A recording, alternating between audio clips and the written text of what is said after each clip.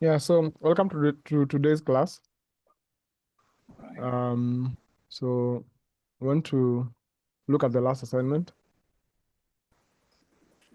Those it was only one question here. Yeah, number 2. In a Forex quote, what does the base currency represent? There were 4 answers here: the currency you are buying, the currency you're selling, the reference currency with the value of 1, and the currency that excuse me, that remains constant. Okay. Yeah, so the correct answer was the reference currency with the value of 1. It's normally the strongest currency. So for instance, for every for example, if you're trading gold, it's XAU USD. So the value, let me go to the chart, of XAU USD is always 1, and the units you need for the dollar to buy that 1 ounce is quoted on the right side of the chart. So let me go to gold. So for instance, if you are to go to gold, the value of gold in this quote XAU USD, it means you need for you to get 1 ounce of gold, you'd need 2316 at the moment USD. So the value of the base currency is normally 1. Okay. Yes. Okay. So let's continue to this class. This class will be on when you can trade Forex. And by this, we mean the sessions. So we are going to look at the Forex trading sessions. We're also going to look at, trading sessions, when you can trade Forex in the Tokyo session, when you can trade Forex, the London session, when you can trade Forex, the New York session, best times of day to trade Forex, best days of the week to trade Forex, Forex market structure, Forex market players. We're going to delve into some history of Forex, and we're also going to also discuss why trading Forex is important for someone who is interested, the importance it has given me, and the advantages I've experienced, why trade Forex versus stocks, and Forex versus futures. So when we are talking about trading sessions, and this is a topic where I see very many traders lose because, first of all, they do not know the relationship of their pairs or the assets they are trading, and when there is likelihood of volume to be injected in the market in that asset.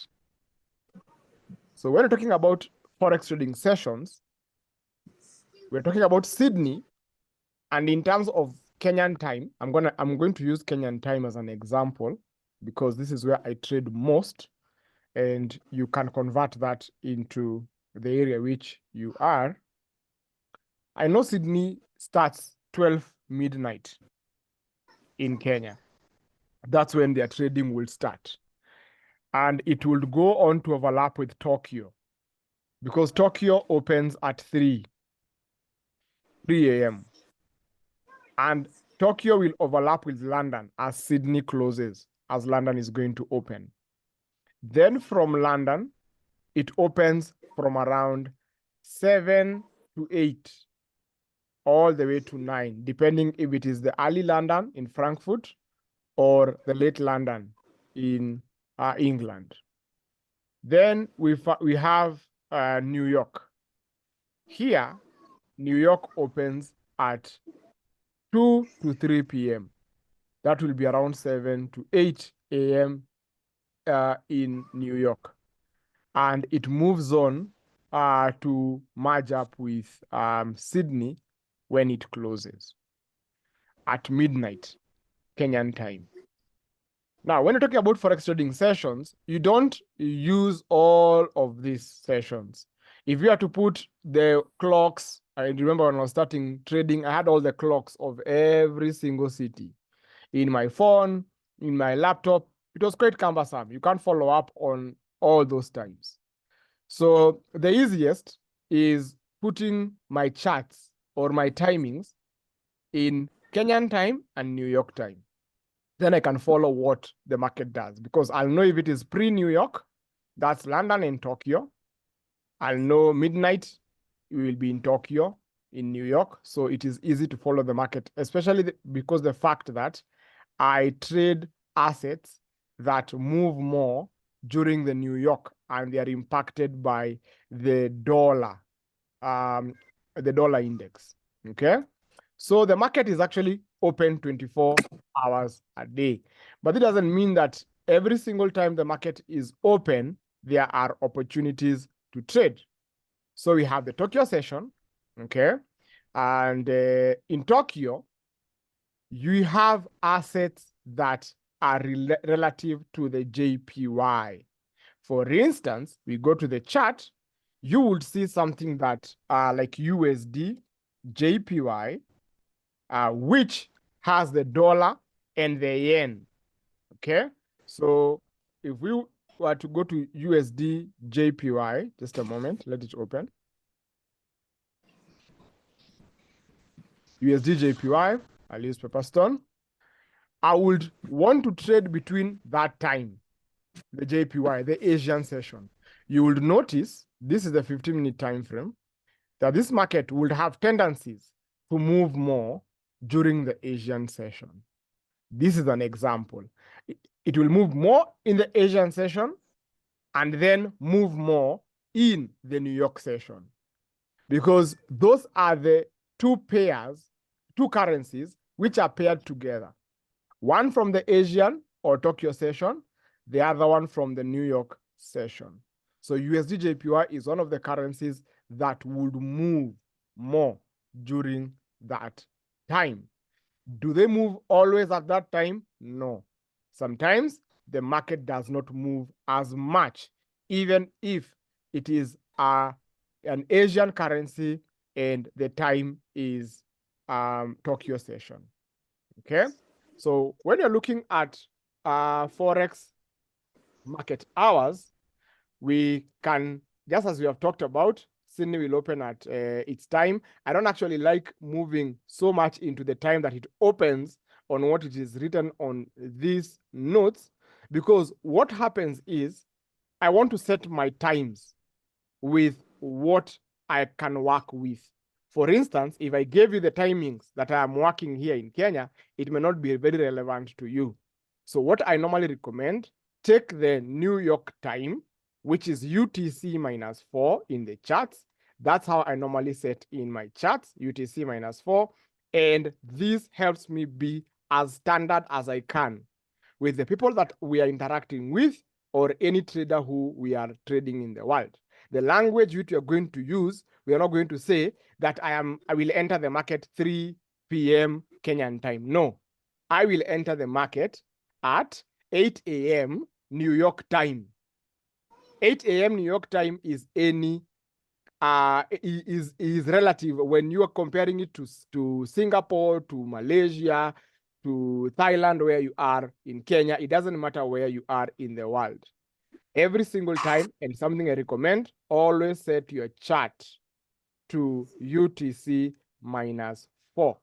And if you have some notifications that you have, put them in New York and your own time. This way, it is easy for you to measure the Forex sessions. Okay?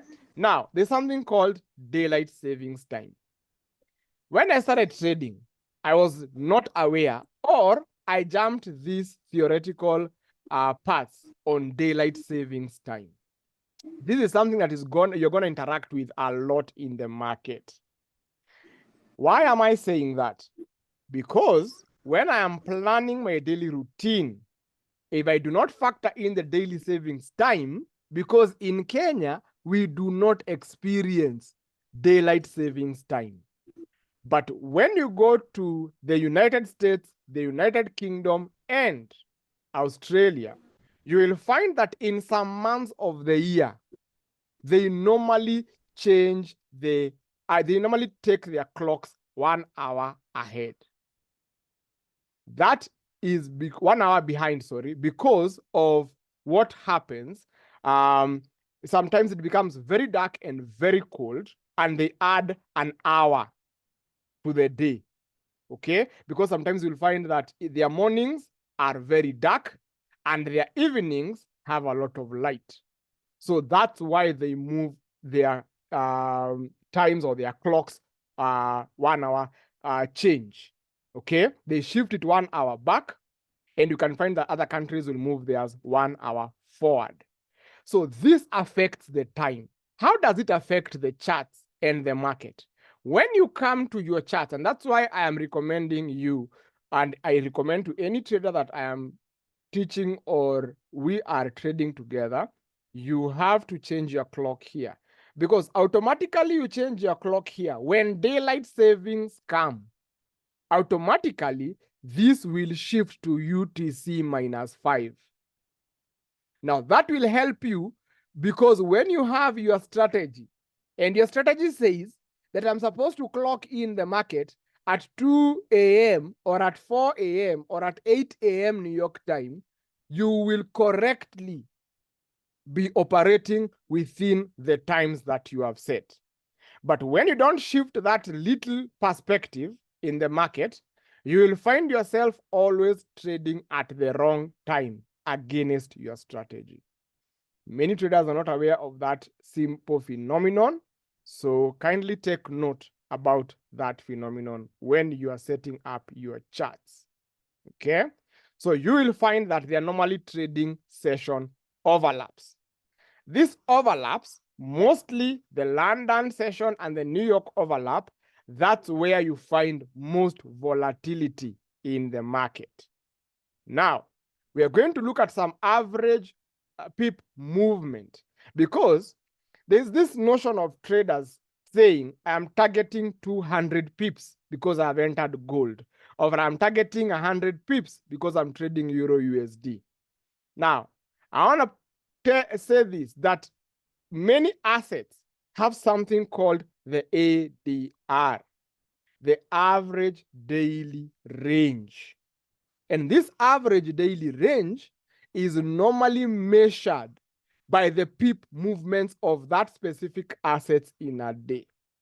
Now, what you see on the chart is a currency pair on the left and the three main sessions that traders trade. Euro USD averagely would move 76 pips during Tokyo. 76 pips is the average of both buying and selling, not pip movement in one direction. That is where most traders would go wrong. So note that 76 pips is the average range that that asset would move in Tokyo. In London, this asset is moving an average of 114 pips. New York, the asset is moving an average of 92 pips. This is an example. And with this example, you can clearly see that Euro USD in this comparison moves more in the London session than Tokyo and New York. So it is safe to say, if I wanted to trade Euro USD, I would rather trade it in London and in New York and not in Tokyo. That's a very good thing to note, because most traders will just place trades because they saw some opportunity. No wonder you'll find a trader entering the market and the market does not move for all those hours they were trading that specific session. I am a day trader and I scalp most of the time. Sometimes I will hold a move, sometimes I will not hold a move. That means that when I enter a session, for example, I enter London session, I want, when I execute my asset, I want to be out of that move before the London session ends. The same way, when I enter New York, I want to trade New York. When I enter, when New York starts at 3, by the time the session is ending, maybe at around 3 p.m., from around 9 a.m., I want to exit that market. And that is what it is. These assets vary. You will have time to look at the chart and look at them. Your preference is mostly gold, which of course moves more than any asset you see here. So if Euro USD is moving more at in London, you would find gold would be moving more. Now, let us look at the next slide. When can you trade Forex? Let's talk about the Tokyo session. Are there people who trade the Asian market? Yes. Do I personally trade the Asian market? No. I do not trade the Asian market because the assets which I trade in are not relevant in the Asian session. Now, there is this thing that I see traders say that maybe I give you an example. Mariana, go to the chart and you will see that US 30 moves mostly during the New York session. And then maybe during that week, the market moves in the Asian session, a very big move that you cannot explain. And then you come back and tell me, Kevin, you told me that US 30 moves more in London and New York and doesn't move in Asian. Now, what happens is the market can do as it pleases.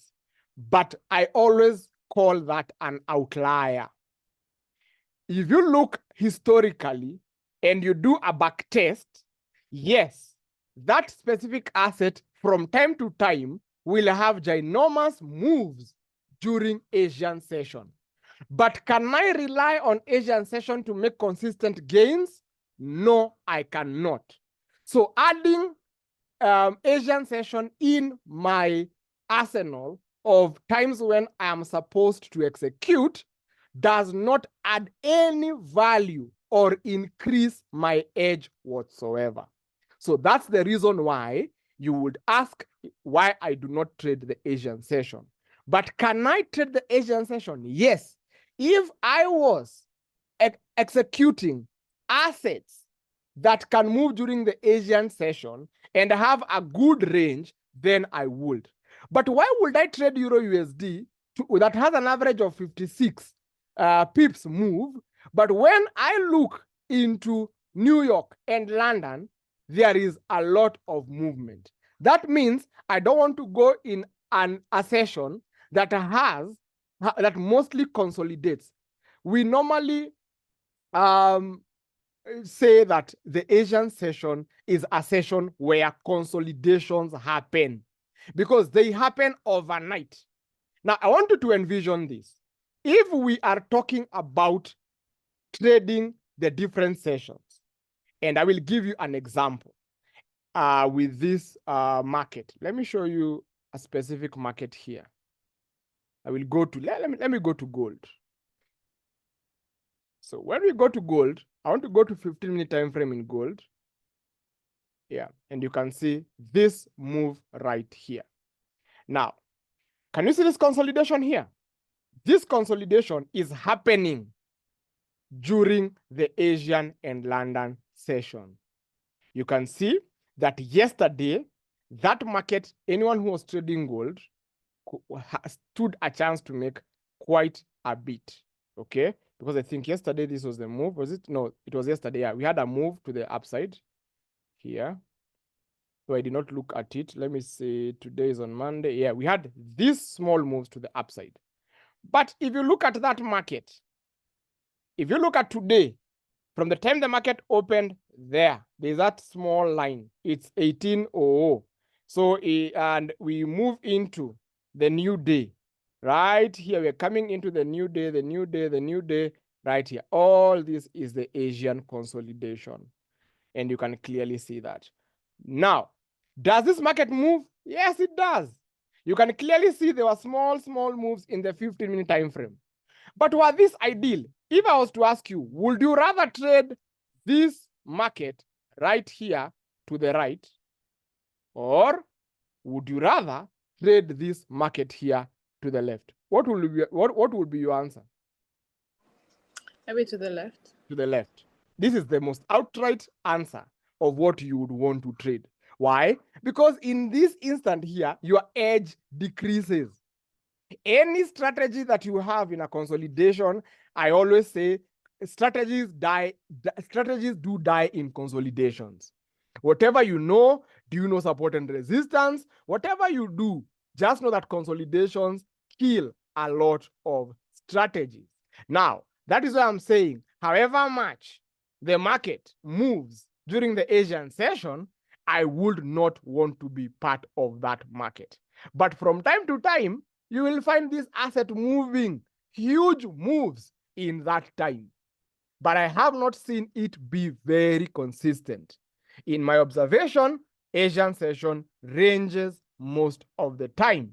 And anyway, I'd rather be sleeping than executing the Asian session, because in Kenya, it is my time to actually be sleeping during that time. 3 a.m., 4 a.m., 5 a.m. When you're waking up, you cannot wake up, jump to the charts. You have to do some things that will make your mind strong.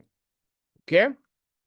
Yes. So which pairs should you trade? Now, I will not tell you which pairs to trade. We have already gone out to this, but in perspective, try and trade pairs in relation to when they move a lot. Okay? If a pair has a probability of moving a lot during Sydney, maybe the New Zealand dollar or the Australian dollar, if they do and present a good opportunity, then you know there's a likelihood that that asset is going to move. But do not waste your time trying to trade an asset in the wrong trading session.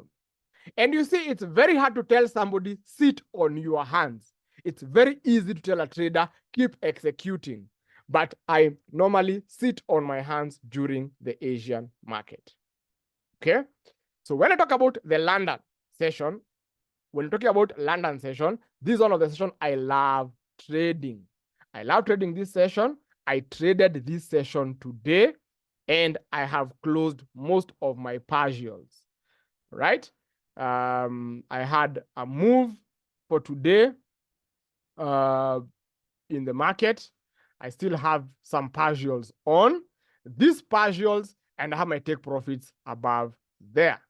I started with an account. It's a 50,000 funded, and so far 2 days 1,000 plus USD. That is 2%. So that is what I normally do. So when I am executing the market, I will look to execute in New York or in London. Today, we just capitalized on very small moves within this 15-minute consolidation. Now, do I trade consolidations? Yes, I do trade consolidations, but they have to be a certain type of a consolidation where I can see clear highs and clear lows. Okay, so that is that. So let's continue to which I most likely don't delve into the pairs, because anyway, there's some pairs which you have already chosen, and your pair is gold. So what I will request of you is we are going to delve into gold as much as we can. So for you, when you're talking about which pairs you should trade, we are going to be talking more on gold. Now, what about the NAS? NAS what? NAS indices. NAS. Yeah. Yes. Do they use the same lot size? No, they do not use the same lot size. Uh-huh. Yes, because a lot size is relative to risk. Okay? Now, let me give you an example. If you are in the market and you want to trade NAS 100, let me go to NAS 100. And then I'll go to US 30. So if you're talking about NAS 100, let it load. Good. So this is NAS 100. So if I am selling NAS 100, the loss is different. If I am coming to that level there, and I have maybe around 59 pips and target, and I have around 20 pips target, what is the value of NAS against the dollar? That is what is used to determine the risk above. So 20 pips stop loss in NAS is not equal to 20 pips stop loss in US30. You know why? There are factors of cost. It charges more for you to sell US30 than to sell NAS. Let me show you on the chart practically. Let me go to spreads, and I will show you why they're not the same. If you look at this chart here, can you see NAS? Yeah, I can see. And US30? Yeah. These are the quoted prices. We talked about bid price yesterday and ask price yesterday. Okay? And we said the ask price will always be higher than the bid price. Okay?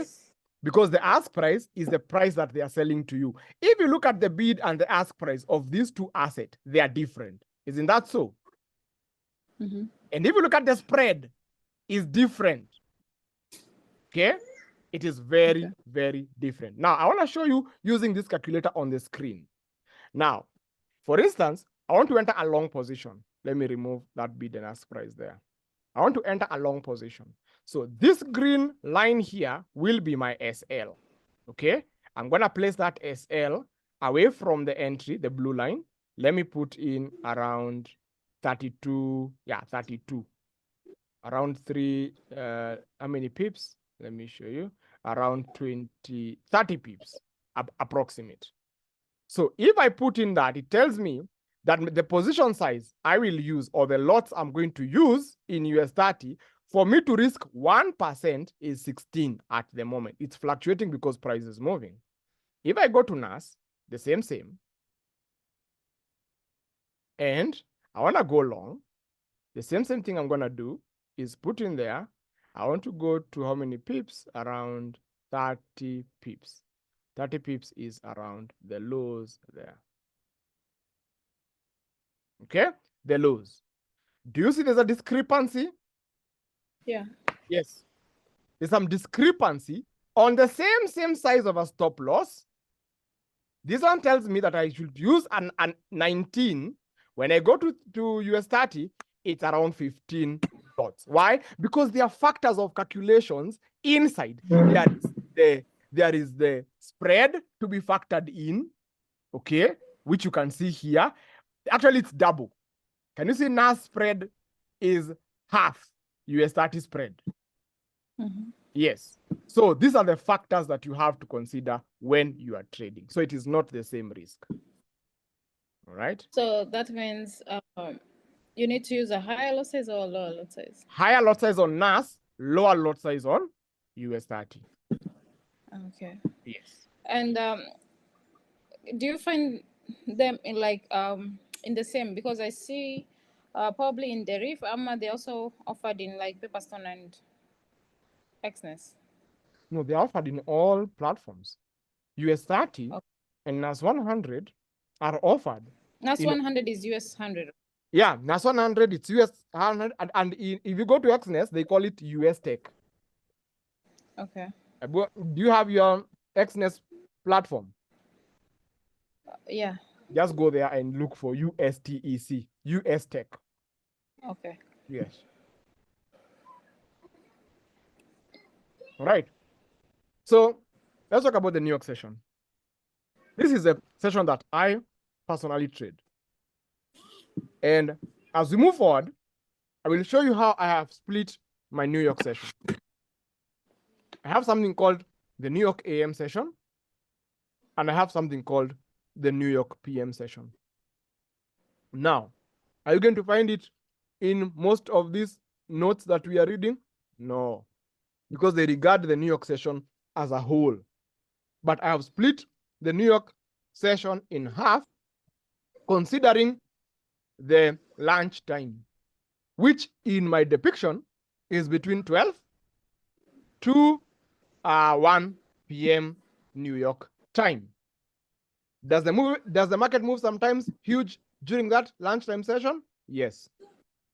But most of that time, I am off the charts. Because in my experience, I have realized that giving yourself breaks in between the charts is an absolute favor you will be doing yourself. I will teach you how to do this. I will teach you how to put down a daily routine that is tailor-made for you. I will not demand something that you cannot do. Because I've interacted with people who are still working full-time jobs, and I have to come up a way when they're still going to enjoy the markets without telling them the normal cliche that traders lie to people who are employed, that, you know what, Mariana, you can trade part-time. You can swing the market. You can do this and do that. I will tell you the truth. It is quite impossible to do that because a trader develops in the mind and they develop psychologically. That's where most of the development is drawn to. All these other things we are doing are just putting in a nice basis for you to trade and to know the terms that you're going to use in the charts.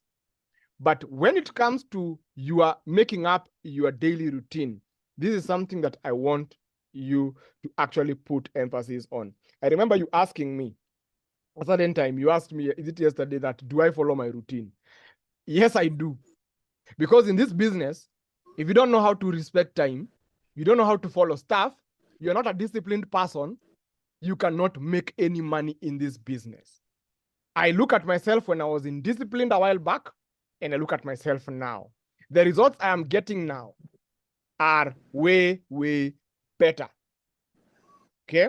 And that is how I have managed to run my trading business. Okay? So are there specific best times of day to trade Forex? There is what is written in all these books. And it is true. There's normally the general Tokyo-London overlap. Yes, I would say that. We normally have the London-New York overlap. I would say that. But when I come to my charts, I have studied my chart. And by studying my chart, I have come to notice some things in this market. What have I known? I have known that in this market, when you stay long enough, you're going to notice things that move during specific times. I want to segregate my chart in a few sections on the best times to trade. And I want to zoom in quite a bit in the 15-minute time frame. This is a 15-minute time frame there. If I asked you, Mariana, where is this market likely going to go to next? Is it higher or lower? Oh, this is NAS 100. Yes. It's going to go lower. Why? Because I can see it has reached a demand and supply area. Okay. Because the market has tried to go to the same place quite a few times and gone back. All right. Let me ask you something else before we go to the other best times to trade. Okay, the same market. Where is it headed to? Let me see. Can you zoom in? Let me actually do that. So where is that market headed to? Up. Up. Okay. Yeah. But when you go to lower time frame, you have a conflicting figure. Okay. Mm-hmm. All right. When I go to daily, where is that market headed to? Up. Okay. Uptrend. Uptrend. What will you give more weight? Is it the daily or the 15-minute? The daily. The daily. Because I want to follow the overall trend. The overall trend. Okay, now let me ask you, how far is that market going to? Up to where will it go to? I think the green line. The green line, I'm the one who has drawn that green line. Yeah, because I would want to know if there's any area that is going to reach. from previous. Okay, so we're going to look at these levels very soon, and I will explain to you how I normally look at them vis-a-vis how other traders look at them. But you didn't tell me if I'm right or wrong. I don't know if you're right or wrong. That's the answer. Because in this market, no one is right and no one is wrong. We are here to make money. The only thing that I'll tell you is there are patterns which we look at. You see, when you say the market is going higher, yes, it's going higher. But can it go lower? Yes. So there are signals that I look for. If I ever see the market make a move like this, and then I see the market move like this, do you know what the market for me is telling me? We are undecided. Yes, that is what the market tells me. It tells me and communicates to me that we are undecided. So do you know what I would be looking to trade? I'll only be looking to trade this range at the moment, between that low and that high. When am I going to make a decision? Whenever I'm going to go short or long. I'm going to go a decision when I'm going short or long when I see a solid pattern in 1 hour showing me something like that. Not in 15 minutes, in 1 hour. Okay. Now, why wouldn't I touch anything at the moment? Because today we have CPI and we had Fed Powell speaking. So I'm not going to touch that market at that moment because CPI will move this market very huge. Okay. You might ask me the way you asked me yesterday, if the news comes positive or the news comes negative. It doesn't matter, Mariana. If the news comes negative or positive, it doesn't matter. I let the market do its thing and decide what it wants to do. Why? Because the market can do one or two things. It can run higher, come lower, or another thing it can do, it can run higher, come above there and go higher, or the market can do what? Take out all the liquidity it left when it was buying, or inducing buyers to buy, come into this level or this level, depending on what time frame I'm looking at and what I am actually wanting to achieve. Then go back, come lower, go higher, or come lower, use that range as a resistance and go lower. So there are scenarios which I want to see. And when I see, that's when I trade big. I don't trade the same size in my account. I'm a very different type of trader. I see people entering maybe sometimes one risk. Sometimes I will amp my risk. Anyway, besides the point, let's go to the segregation of times. Now I'm going to use some lines on the chart. Let me change this so that they can be a bit clear to black.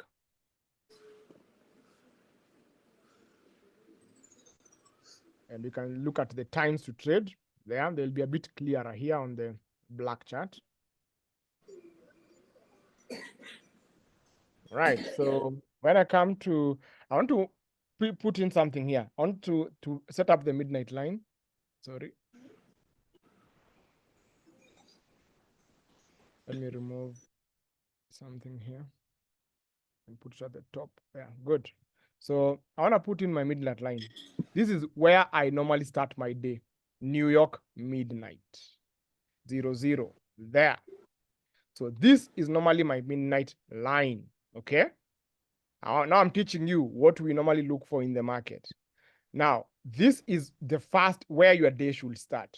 I do not enter my trading before this blue line. I don't care what the market does here. Even if it's going to run to the moon or to hell and come back, I don't care. I do not care. Okay. Now, that's what I look for. Midnight line there. So I will mark this. Let me show you template. You will see these lines here. Let me just put it that way, but I'm going to make it a bit slimmer. There. So we have that midnight line. I know that that's where the day starts. Now, London session. When does London session start? I know my London session will start at 2. So I will take my other line. I'll put it there. And this is London session start. 2 a.m. there. I normally have labeled it here. London session kill zone start 2 a.m. That's at 2 a.m. Let me confirm. Down here. A moment. Time label, remove time label. Okay. That's 2 a.m. there. So that's where my London session is. And then what else do? I mark in my New York session start. My New York session starts. So template, New York session start at 8 a.m. So I will move this to 8 a.m. So that's how my trading day is normally segregated. Then what else do I normally do? I normally mark in 12, which is lunchtime.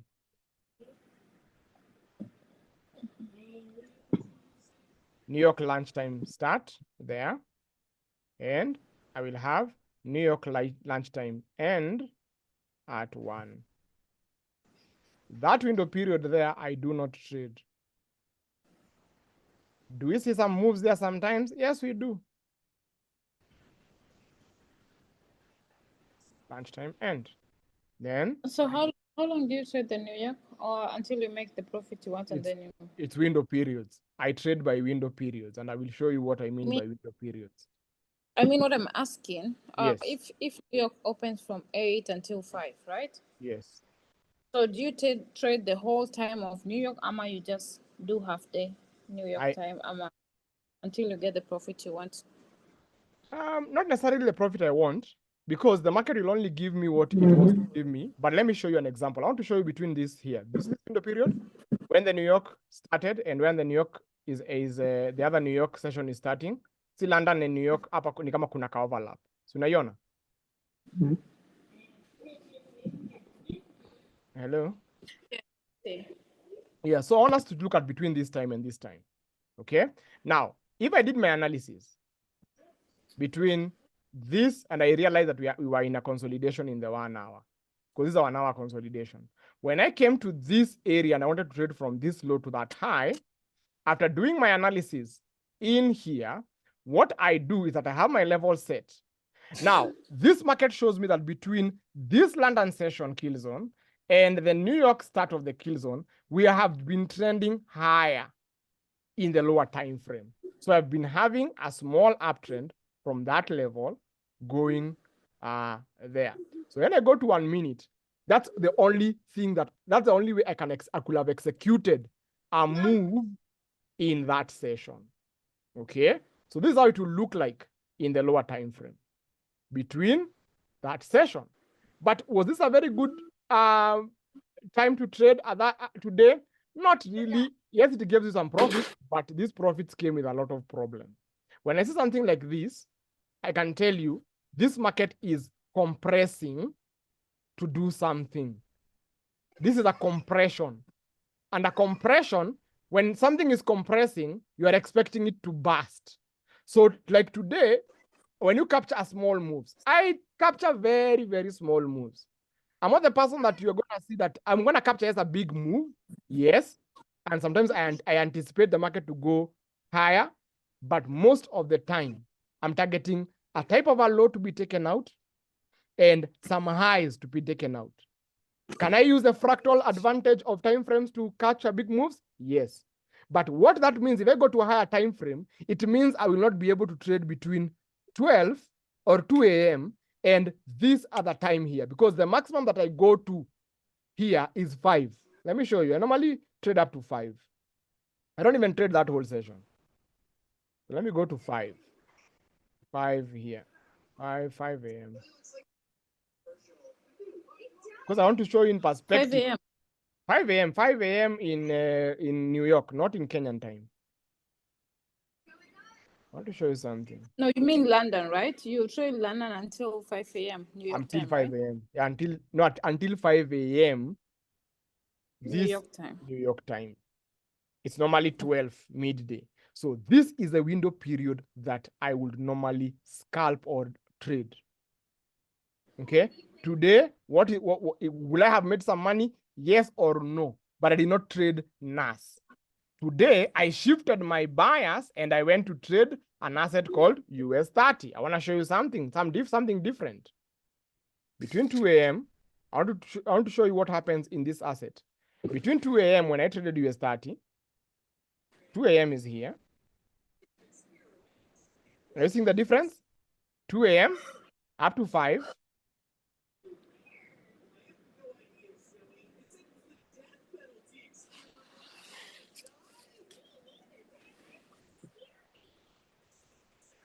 Up to 5, there were 2 opportunities.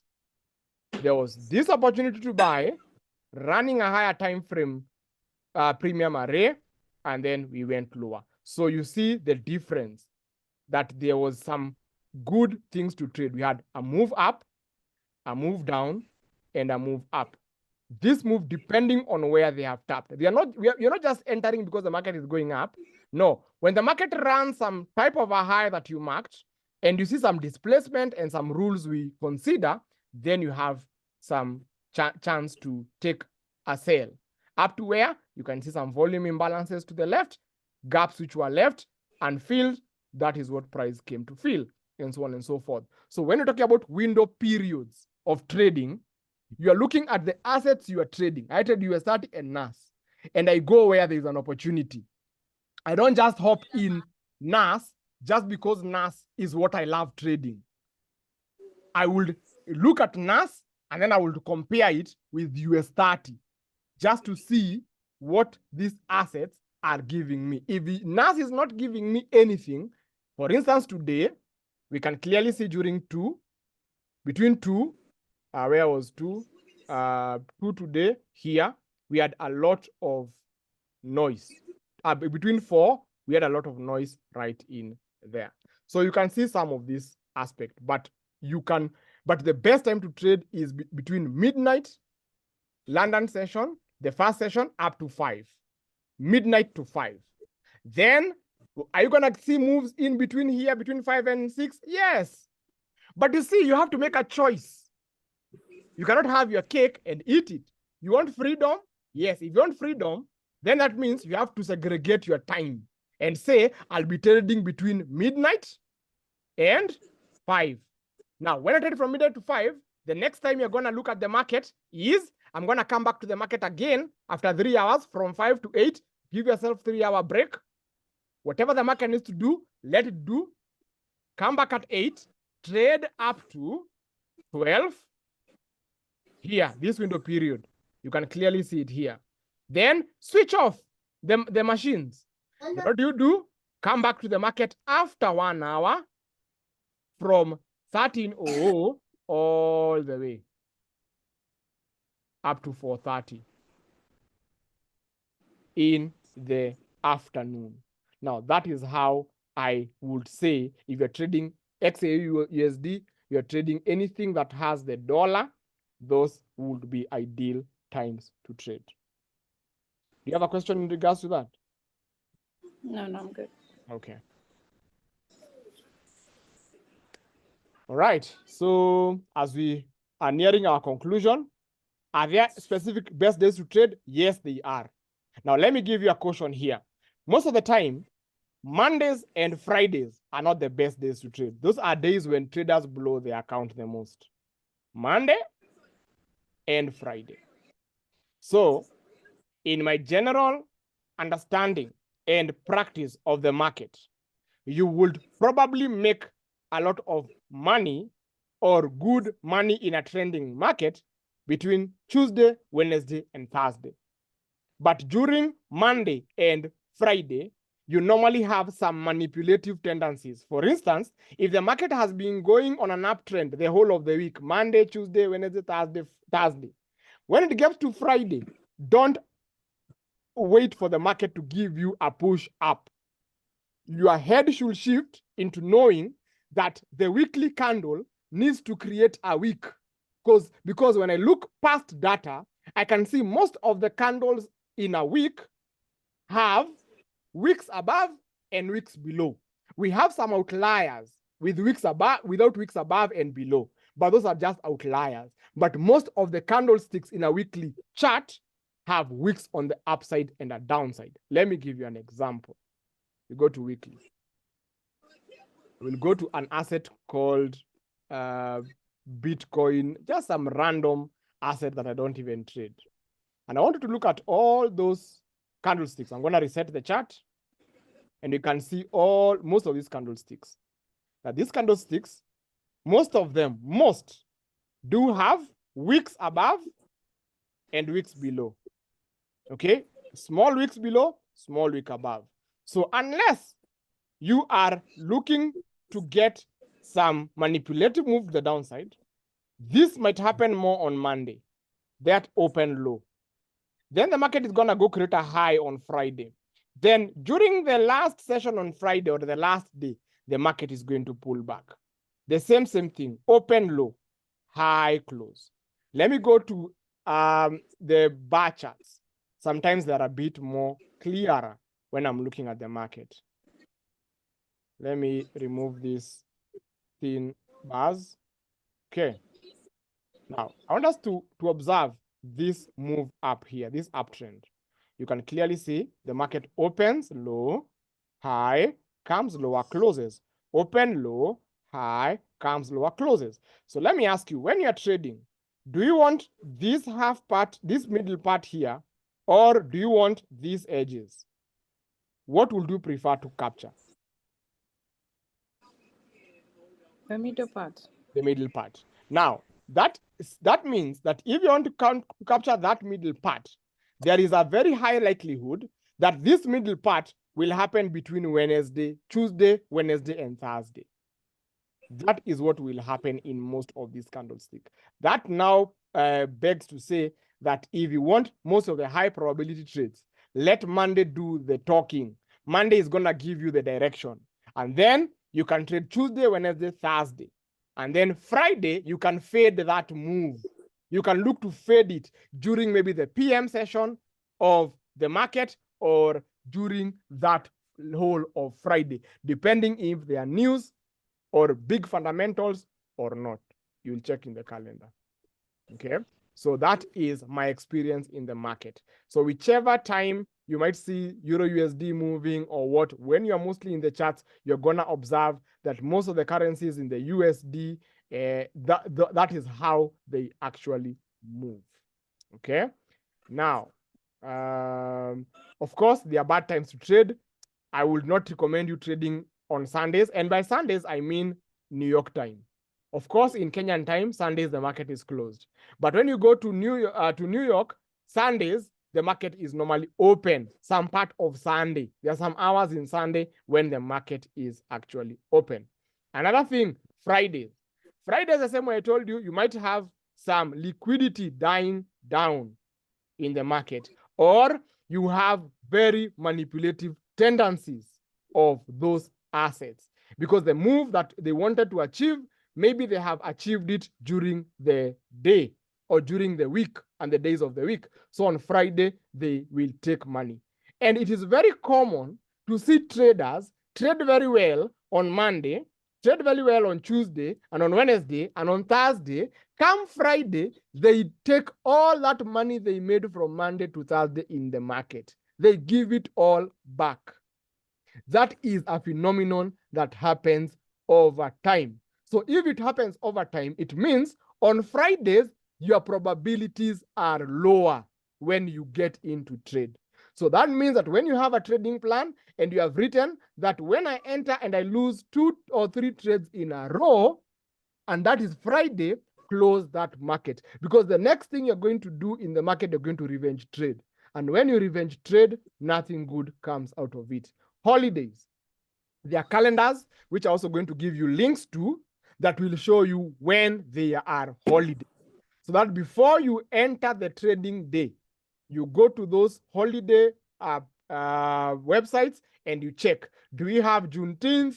Do we have Martin Luther King Day? Do we have Thanksgiving? What do we have today that might cause the market not to move?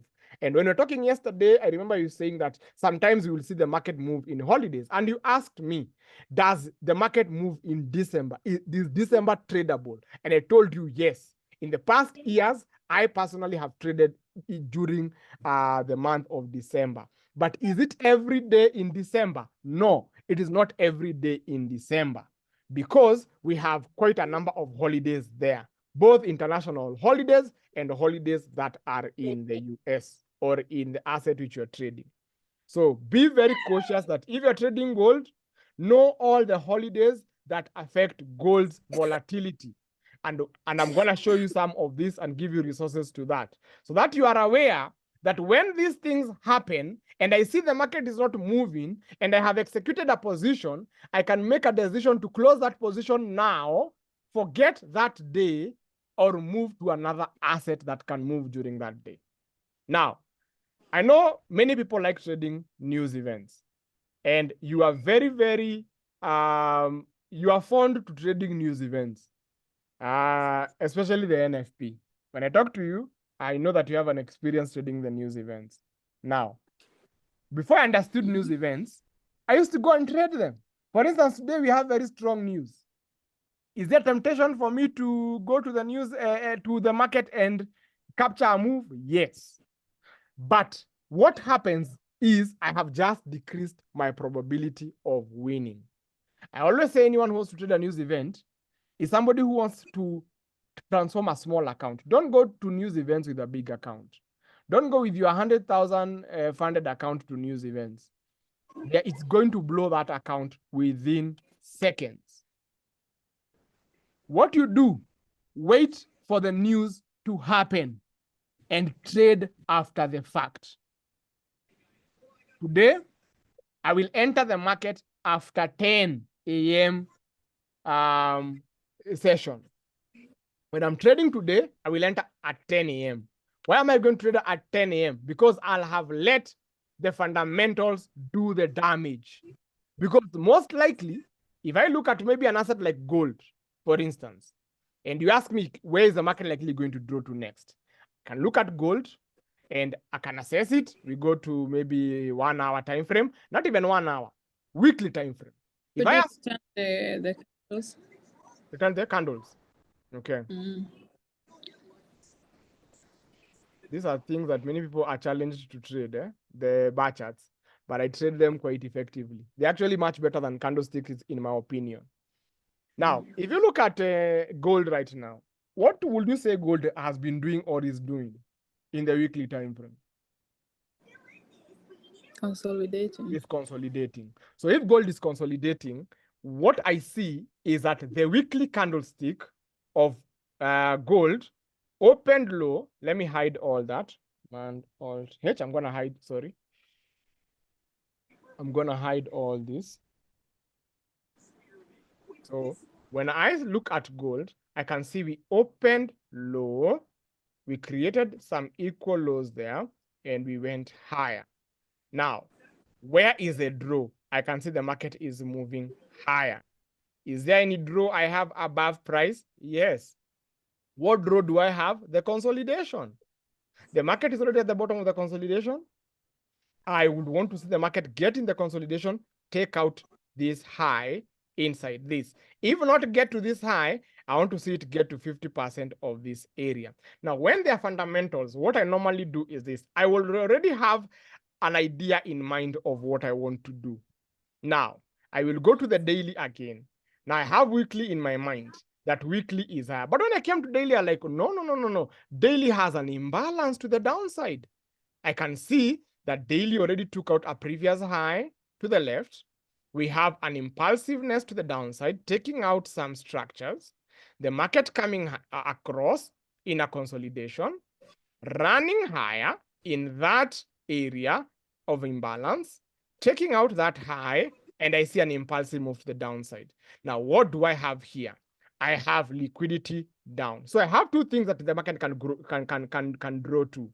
I have this liquidity and I have that liquidity. So when the news comes and I can see the daily opened and is within yesterday's range. So I'll be watching more on what happens above the previous day's high and below the previous day's low. So those are the things that I normally check. So when the fundamentals come, I already have done my analysis. Let me go to 1 minute and let me now put in all the factors in. Now, when I come here, now I can see what is the market doing again in the bigger consolidation and scheme of things.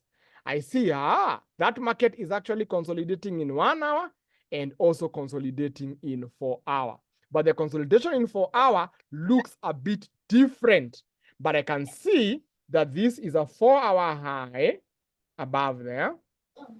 And I can see 4-hour range high.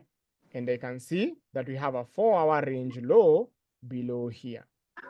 So this is the area I want to see gold do its manipulation in before it gives me the direction it wants to draw to next. That is why I recommend let that news slide.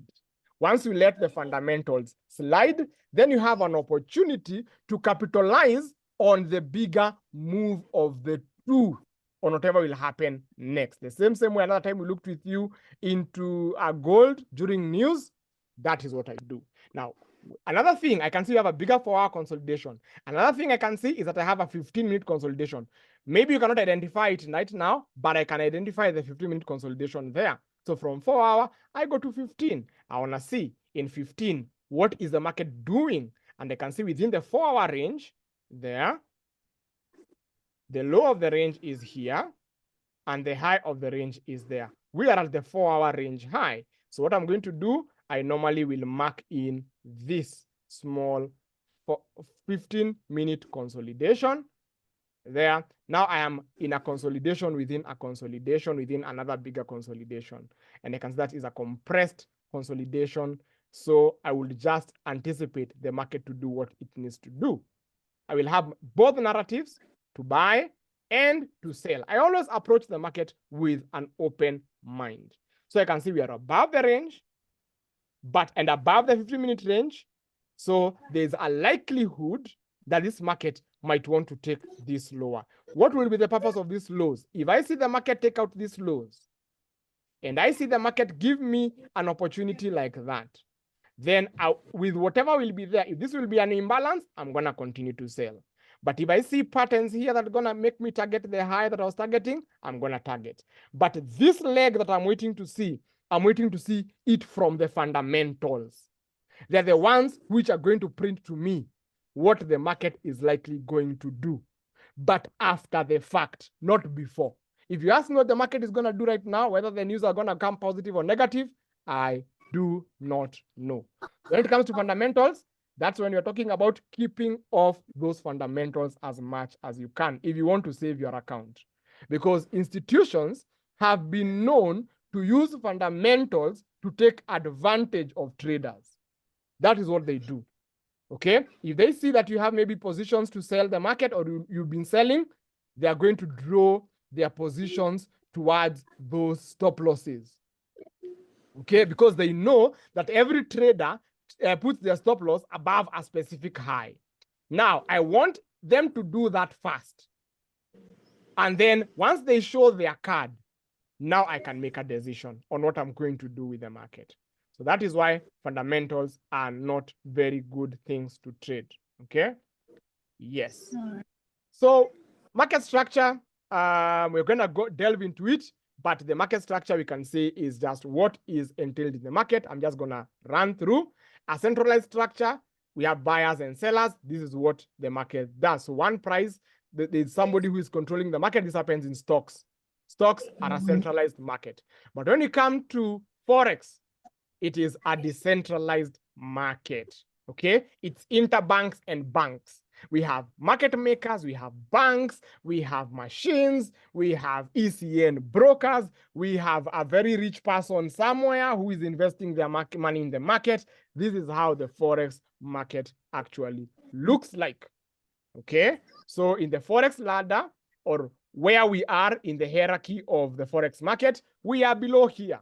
And as we are going up the ladder, we have retail market makers, we have retail ECNs, we have hedge funds, and commercial companies who manage money for others and give them a profit. Then we have medium-sized and small banks right in here, which are our local banks.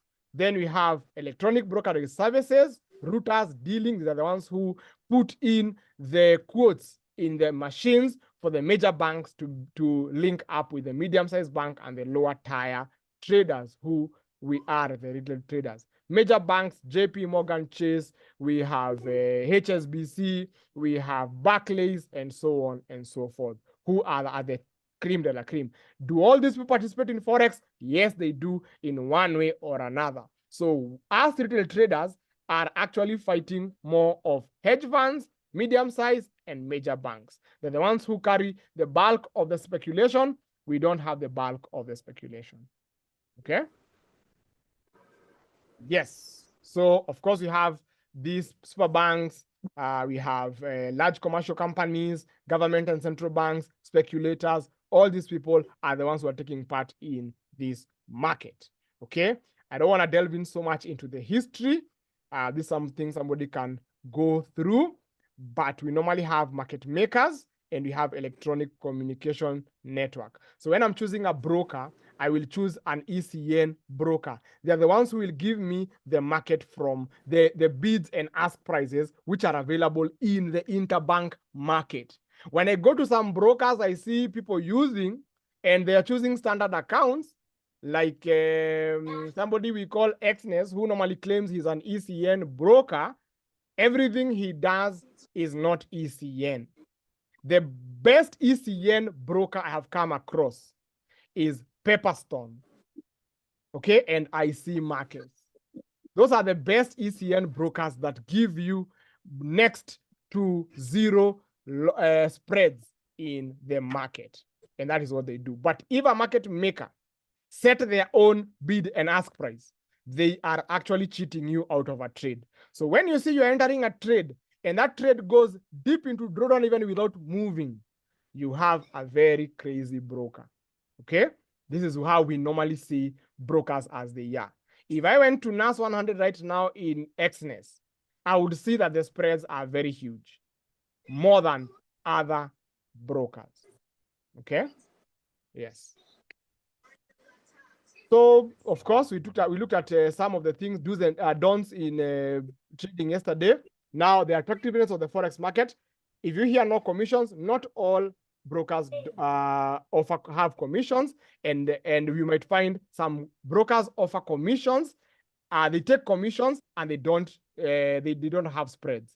Others have spreads, and others don't have spreads. Now, depending on where they put their weight, that's what they're going to charge you. So, for instance, when you're going to take your account, I don't know if you factored in these things when you are picking your funded account, because those are things that are going to be detrimental in your trading if you never considered them when you are taking your trade or you're taking your big accounts.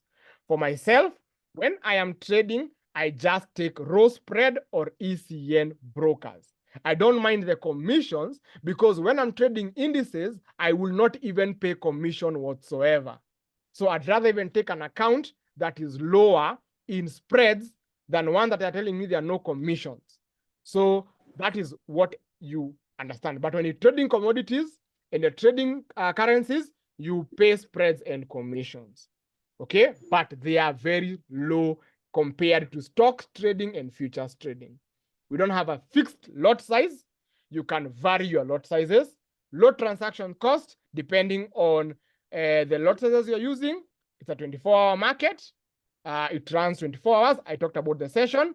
No one that can corner the market. Now, when people say no one can corner the market, yes, that is true. But on the other hand, it can be manipulated, and it is always manipulated. But no one can actually own the whole market to themselves. That is actually what it means. There's leverage. So if you come with a small account or a small amount, there is a chance for you to multiply it virtually online to be able to execute bigger positions than the money you have deposited could afford. We have a lot of liquidity, and liquidity is rising, is on the rise. The graph on liquidity is rising every single day. We have low barriers to entry. You only need to have money and a brokerage account, put in the money, and you are going to execute. Now, the whole thing about free stuff everywhere. Yes, there are free stuff everywhere. You have come across a lot of free stuff. The document that we are using here is a free resource from online. Okay? But the whole point is this. Free is relative. Because you can give me something for free. It is so much online. I don't know where to start. I don't know where to end. So it's a double-edged sword. You can make money, take 3 years to learn the market alone, or take an year, be taught. And you increase your chances of making money in the market. Okay. Forex versus stocks, of course, one of the biggest reasons why we like Forex is decentralized and there's a lot of liquidity. Stocks, there's a lot of barriers to entry. The same way with futures. Down here, we're going to talk about futures. Futures is the same topic like stocks, but it is a controlled and a centralized system. When you're trading futures, you are given futures by the Chicago Mercantile Exchange and other exchanges. They're the ones who give you futures. That means that futures here are being treated as stocks. And you would find that in futures, they control a daily volume of 30 billion against the Forex 6.6 trillion US dollars. Right? That is the end of our class. I don't know if you have any question in regards to the market. No. The only thing that we're going to look at right now is something small about the week and how it is. I just want to give you a snippet from Forex Factory.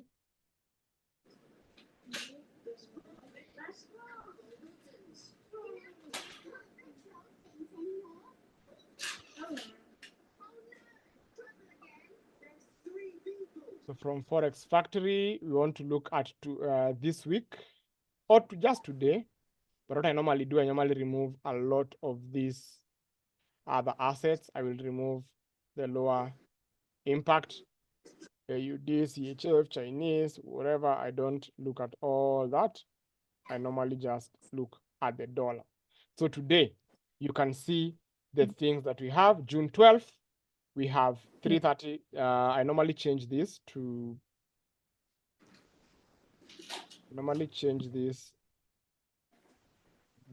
just a moment. Today, let me just do it this week. Okay. Yeah, this is how the week looks like. So 3:30 p.m., this is 8:30 p.m. in New York. 8:30 p.m., you can see we have core CPI there. 9 p.m. in the night. This is in the night. It's around 2 p.m. We have FOMC. These two fundamentals move the market like hell. That is an experience I have. I don't even think NFP moves the market the way CPI and FOMC does. Okay, so today expect very big moves in the market. And when I mean big, I mean big. Okay, tomorrow it will be preceded. So that means that today all this news might affect the market in a manipulative manner. Okay, now, if you don't have the courage to trade the day with this kind of fundamentals and unsurety, and considering the market is in a big consolidation, what I normally recommend is what the market is going to show you today, use tomorrow's news to catapult, because if the market moves a lot today, it means tomorrow these news are not going to be as manipulative as today's. So that is what I normally look for. I want to see if today's news will be a manipulative move. If it is a manipulative move, tomorrow's move. So if today goes up, tomorrow might go down, huh? Depending on the market structure. Let me go to the chart and tell and just echo for you what I mean. Now let's say gold. If you look at daily, what do you see daily has? You can see that daily has a downtrend. Okay, a small downtrend. We're in a consolidation, yes, in the weekly, but if you look at daily, you can see that we have broken structure. There is structure, okay, because we had that higher high and we had these small structures. And when I want to know structure, I normally look at line chart. I don't look at the bar chart or the candlestick. This is how I look at structure. Now, what do I see? I can see major and minor structure. We're going to learn all this. I'm going to teach you higher highs, higher lows, all that. But basically, I'm going to just mention them. I can see I have a high there, which was a weekly high. And I have a weekly low, and I have a weekly high. Now, I will go to weekly just to see if those highs coincide. Yes, good. So I have a weekly high, weekly low, weekly high. a broken structure to the downside. So gold tells me that weekly, we have a tendency, we have closed below prices which we are not supposed to close if we are on an uptrend. That means that we can drop strongly to the downside, and the next level I'd want to see us drop to is this resistance above here. So that's what I would want to see, above these levels here. Now, I go back to daily, and I will see daily. What I'm expecting to see. So I can see weekly, yes, it's showing me tendencies on the market going lower, and I can see it's showing me lower low there, lower high there, and a lower low relative to this small downtrend. But I can see it's a sideways market, not breaking the lows and not breaking the highs. So two things can happen. We get in this imbalance and we continue lower into this high and into this imbalance down here in the daily. That's one thing that we can see the market do. So if today's news does that, it runs lower into this area, then tomorrow, the whole move that happened today, I see the market run above it there. Now, the next thing I'm going to do is that when the news comes in, I'll wait for a certain pullback to happen down into some areas along this move, and also considering the previous move to the left, and then I'm going to target the market running higher. Have you gotten what I've said there? No, you mean like if the market, if the news today make the market go down and then pull back, right? Yes, but it has to be strong pulling, and it has to break structures in the lower time frame for me to validate this move to the upside. But when I say the market moving lower and moving higher, I don't mean one candlestick and the other candlestick to go higher. I want to see what the market does here. But now, there are levels when the market runs lower here, and I'm going to hop into this move. Am I going to wait for the market to come down here so that I can buy? I don't do that. I take the market where I wanted the market to go in the first place. So if I have this arrow down, I will follow this trend. Why? Because I'm following the larger trend going lower. If the market gets here and doesn't give me a strong indication that it wants to go higher, I'm continuing to sell it to the next lows here. Okay? If the market keeps going lower, I am not looking to buy it anymore, because now I have already come out of the bigger weekly range. Now I will go to the weekly and I want to see, is it time for us to have a weekly pullback? If it's not time for us to have a weekly pullback, then I'm going to keep on adding positions until I get to this big imbalance, which was here. And when I look left, I can see it was a manipulation to the left. So the next draw on liquidity as at now, if the market is going lower, is this yellow line here, which I have marked if the market is going lower. If not so, then the market is going to go on top of this range up here before it makes a decision on where it wants to draw to next. Have I made sense there? Yeah. Good. So that is that. So today we keep off. I keep off for the first 2 hours. Then when the market gives me a good entry signal after it has ripped off people's accounts, then I can join in and make some money. But as at now, when the market is in a consolidation the way it is, consolidation So for me. You're not going to trade now, right? Not now. I'm not going to trade now. I'm just going to give myself a break, because I haven't had a break the whole day. I've had just lessons, and trading. So I want to have a break when I'm not on the charts. So from that is 3:20 here, I will come back to the market at 5. 5 is 10. It's 10 a.m. And I'm going to trade the market for only 2 hours, 5 to 7. Then I'm going to go for lunch or for supper or dinner. And then when I have dinner, I'm going to now come back to the market at 2, not at 1. Then I'm going to trade the market 2 p.m. In New York to evening. But remember, why am I going to be very cautious in the PM? Because I have another news at 2 p.m. So I will come and observe what the market does at 2 p.m. Then when it does its shenanigans, I'm going to ride it along to the direction that I'm going to see it move. Because either the first news is going to be manipulative or continuation, and the second one to be manipulative or vice versa. That is how I view the news. Okay? Okay. Yes. Any questions so far? No, not yet. Okay, that's day 3. I will send you the assignment as usual. Yes. In the next 30 minutes because I'm not trading right now. Okay. Okay. Yes. So have a wonderful evening. We will catch up again next time. Thank you. Thank you.